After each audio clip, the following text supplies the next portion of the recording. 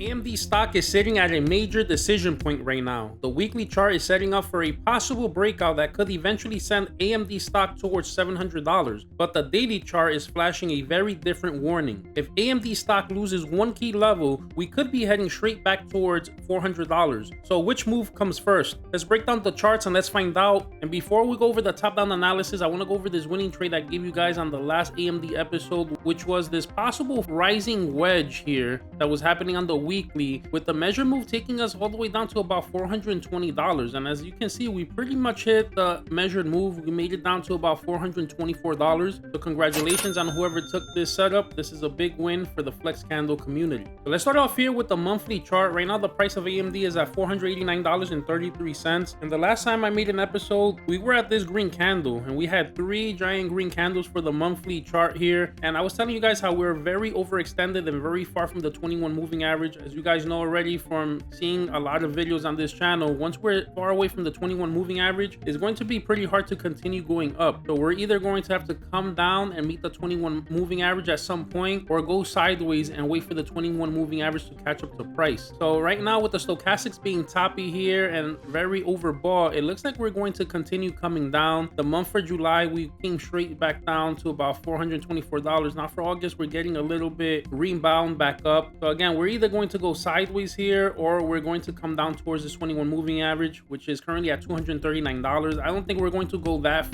far down. I could see us visiting $400 again. We head over to the weekly time frame. We can see that the stochastics RSI are starting to get low, but we could still drag here for a while. Now what's still bullish here is that we're above the 21 moving average at $433. If we lose this 21 moving average, then we could start heading down towards this 50 moving average, which is at $300. So it's imperative that we stay above this 21 moving average, and then eventually we could possibly break out from here. Now on the 3-day chart, I was talking to you guys last time that we possibly are going to continue going sideways here and form some type of a flag, and so far we've kind of been doing that. And if we are able to break out from here, this could give us a pretty good move up. I'm gonna give you guys a conservative measured move here. Now we could possibly get back up above $700. Now there's some caveat to this. We would have to reclaim this 21 moving average, which is currently at $512. The stochastics are low here, so at some point we're going to continue to go up. The RSI is holding above the 50 line and we're also pointing up, but unless we could get back above this 21 moving average, then we could still make it down towards this 50 moving average. We're still technically in the flag pattern here, but we do need to make a move back above the 21 moving average as soon as possible. Also, we would have to stay above the 21 moving average here for the weekly. If we lose this 21 moving average on the weekly, then this flag in my eyes would be negated. Now if we head over to the daily time frame, we can see that the stochastics were on the way up. We rolled over. Now it's hard to say what's going to happen here. Are we going to continue to roll over, or are we going to make a move back up here? The RSI is below the 50. We are pointing up, so it could go either way. One thing that I'm not liking though is that this is looking to me kind of like a rounded top here, and most of the time that you have a rounded top, the stock does usually roll over. And as you can see, we've already lost the 50 moving average, the 21 moving average. We're being held up by the 80 moving average at 472, but if we lose that, then the next line of defense is the 100 moving average at 423, and if we lose that, we could fall down to the 200 moving average at 321. Maybe we don't fall all the way down there, but possibly at least to $400 or $390 around there. So short term is looking still a little bit neutral to bearish for me. On the 4-hour time frame, here we see that the stochastics are pointing up, so that's bullish, but we did lose the 21 moving average briefly. Now we're barely above it. The 200 moving average is currently at $422. We need to stay above this 200 moving average. If we lose this 200 moving average, then I think that rounded top is going to play out and we're probably going to see lower prices. And on the 1-hour time frame, the stochastics here are toppy and this is not looking good. We lost the 200 moving average. Ever since then, we've been holding under the 21 moving average. We just broke above it. We're kind of flagging out. This could make us get a move back to the 200 moving average at $508. But if we cannot pierce the 200 moving average and stay above it with strength, with the stochastics being toppy like this, it looks like we could roll over and see more downside. So right now, the line in the sand, I think for me, is this $508 level. If we could stay above this, then we could start making a move back up and continue to